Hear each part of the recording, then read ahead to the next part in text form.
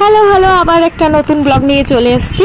তো আগমনী শ্যুটের দিন দেখো তোমরা, কত বৃষ্টি হচ্ছে, মানে ভ্যানে করে যাচ্ছি, মাঝপথে দাঁড়াতেই হলো, কিছু করার নেই, এতটাই বৃষ্টি হচ্ছিল যে আমি ভিজে যাচ্ছিলাম। দেখো কি অবস্থা চারিদিকে। তো যা হোক করে পৌঁছে গেলাম।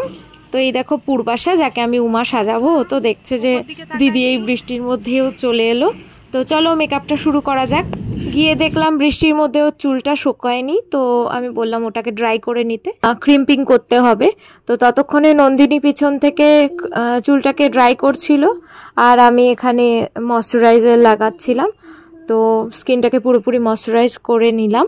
তো মেকআপের আগে মুখটা দেখো কিরকম লাগছে তোমরা। প্রাইমার লাগানোর পরে কালার কারেকশন করতে হয়েছে, তো সেটাকে আবার ভালো করে ব্লেন্ড করে নিতে হয়, শুধু ওইটুকু জায়গা। মোটামুটি ব্লেন্ড করার পরে আমি সুপ্রা প্যালেট থেকে ওকে মেকআপটা শুরু করলাম, আর কি ফাউন্ডেশনটা লাগাতে শুরু করলাম। সে তো কন্টিনিউয়াসলি কথা বলে যাচ্ছে। যাই হোক, গলাটা বাদ দিলে চলবে না, গলাটাও ভালো করে লাগাতে হবে, নাহলে গলা থেকে মাথা আলাদা লাগবে। যাই হোক, ব্লেন্ডিং শুরু হয়ে গেছে। তবে ব্যাকগ্রাউন্ড মিউজিকটা কিন্তু খুব ভালো ছিল। খুব ভালো করে গলার মুখটা ব্লেন্ড করার পরে এরপরে আসছে আমাদের হাইলাইট করার জায়গাগুলো। তো ব্লেন্ডিং এর পরে চোখের নিচে পাউডার দিয়ে দিলাম, যাতে লাইন্সগুলো না পড়ে যায় চোখের নিচে, যে লাইন্সগুলো হয়ে যায় খুবই বাজে লাগে দেখতে। এরপর বেসটাকে সেট করার জন্য দিয়ে দিলাম সেটিং স্প্রে। বেস হয়ে গেল রেডি। এবার আই মেকআপ শুরু। আই মেকআপের বেস মোটামুটি রেডি হয়ে গেল। ওর তো ঘুম পাচ্ছিল, দেখো চোখটা। এরপরে আমি করলাম আইব্রোজটা।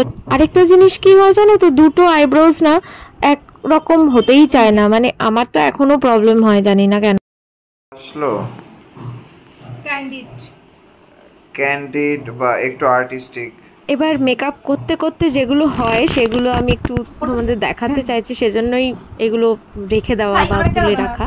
আই মেকআপটা করছি, ব্রাশটা বেশ এরকম করে ঘুরিয়ে ওই শর্টগুলো হয় না, সেগুলো করে দেবো। হ্যাঁ করব। Okay, thank you. Base eye makeup হয়ে গেছে, দেখো কি সুন্দর লাগছে। এবার মেকআপ করতে করতে ওর পেয়ে গেছে খিদে, তো ওর মা ওকে খাইয়ে দিল, এই এর বক্তব্য। যাই হোক আর কি, আমার নাকেও কালি লেগে গেছিল। দেখো মেকআপ রেডি। এরপর সিঁদুর আর টিপটা পরিয়ে দিলাম।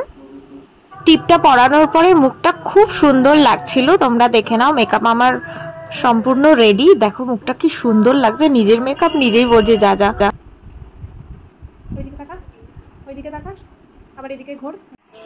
এবারে লাস্ট কিছু ফিনিশিং টাচ দিচ্ছিলাম। তোমরা দেখো ব্যাকগ্রাউন্ডে কি সুন্দর মিউজিক হচ্ছে। এবার রেডি হয়ে গেছে আমার ফুল লুকটা, তোমরা দেখে নাও কতটা সুন্দর লাগছিল দেখতে, খুবই সুন্দর লাগছিল। এবার আমরা ফটোশুট করব।